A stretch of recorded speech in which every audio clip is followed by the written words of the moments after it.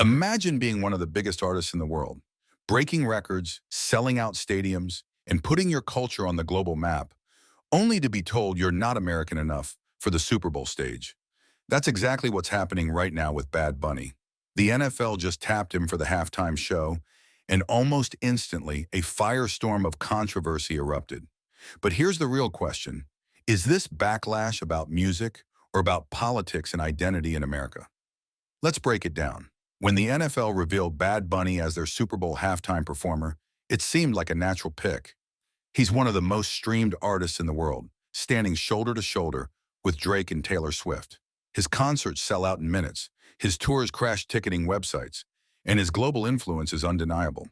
But instead of universal applause, the announcement sparked immediate outrage.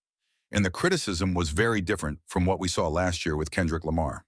Conservative commentators were quick to pounce. Some argued, there's nothing American about Bad Bunny. Others pointed to his Spanish-language music, his criticism of Donald Trump, and his activism against ICE as reasons why he doesn't deserve the stage. In other words, the criticism wasn't about his talent. It was about his identity, his politics, and his willingness to speak out. Bad Bunny has never been shy about politics. During Trump's presidency, he openly voiced his disapproval. He even used his massive Instagram following, 45 million people at the time, to support Kamala Harris during the 2020 election. In his music video Nova York, he went further, staging a fictional reality where Trump is forced to apologize to immigrants.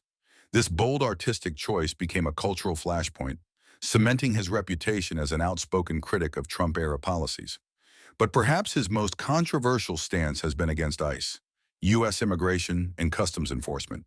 He's called out ICE raids, mass deportations, and the targeting of Latino communities, especially during Trump's term. For millions of Latinos in America, his words resonate deeply. But for critics, this makes him too political to headline America's biggest entertainment event. This wasn't just talk. Bad Bunny even refused to tour in the U.S. mainland recently. Why? Because he and his team feared ICE could target his own fans outside concert venues. In an interview, he admitted, "What if ICE is waiting outside my show? I don't want my people risking their safety just to see me perform." Instead, he launched a historic residency in Puerto Rico. And what happened next shocked everyone. Bad Bunny's 31-day residency in Puerto Rico became legendary. 500,000 fans attended. The shows generated over $700 million for the island's economy. It wasn't just music. It was a full celebration of Puerto Rican culture, from traditional music to national pride. He showed that he could literally shift an economy through entertainment. And because Puerto Rico is U.S. territory, those dollars still feed back into the broader American economy. While critics slammed him, industry giants praised him.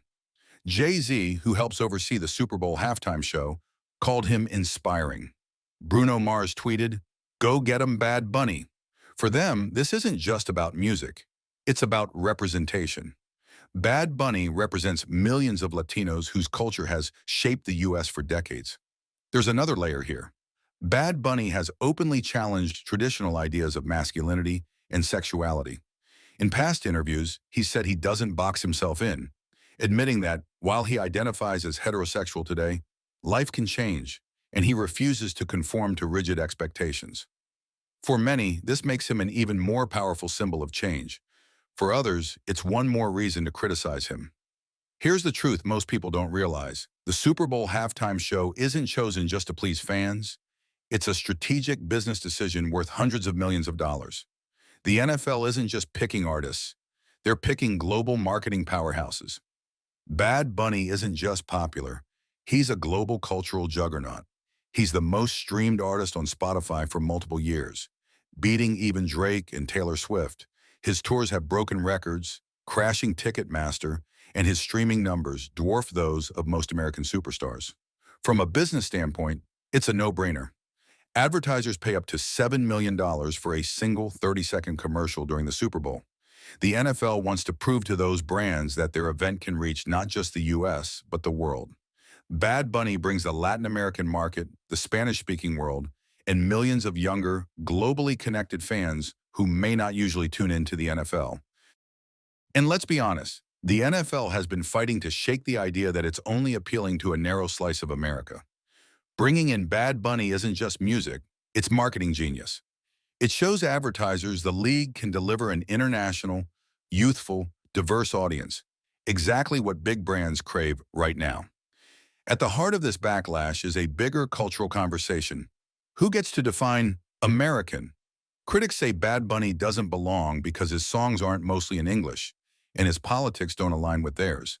But the reality is that America is more diverse than it's ever been. Over 60 million Latinos call this country home, nearly 1 in 5 Americans. Spanish is the second most spoken language in the U.S., and Latino culture shapes everything from food to fashion to the very music we hear on the radio. By putting Bad Bunny on the biggest stage in sports, the NFL is saying something powerful, that American identity is not one size fits all. It's messy, multicultural, and ever-changing. And this isn't just symbolic. It's deeply personal for millions of fans who've grown up loving football, but rarely seeing their own culture reflected in the spotlight. For a Puerto Rican kid who loves both reggaeton and Sunday night football, seeing Bad Bunny headline is more than entertainment. It's validation. It also sets a precedent. If a Spanish-speaking, politically outspoken Puerto Rican can dominate the biggest stage in America, then the future of entertainment here is officially global and borderless. Yes, some will keep complaining. Some will say music should be apolitical, or that the halftime show should stay traditionally American. But culture moves forward whether the critics like it or not. Bad Bunny's show won't just be a performance, it will be a statement, a message that music and identity can't be boxed in anymore. And when those first notes hit on Super Bowl Sunday, millions will feel seen, heard, and represented in a way the halftime show has rarely dared to attempt. So will the controversy derail his Super Bowl performance? Absolutely not. If anything, it'll make the show even bigger. Love him or hate him, Bad Bunny is about to make history. But what do you think? Should the Super Bowl spotlight a Puerto Rican artist who sings mostly in Spanish? Or is this exactly the kind of global representation America needs right now?